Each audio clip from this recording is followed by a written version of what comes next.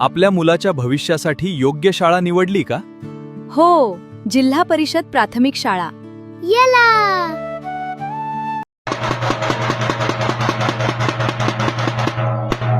जिल्हा परिषद शाळा सोमवारी भरणार आहे. लेकरांना पाठवून द्या शाळेत. कपडे देणार आहेत, बुटे देणार आहेत, पुस्तकं देणार आहेत. नमस्कार.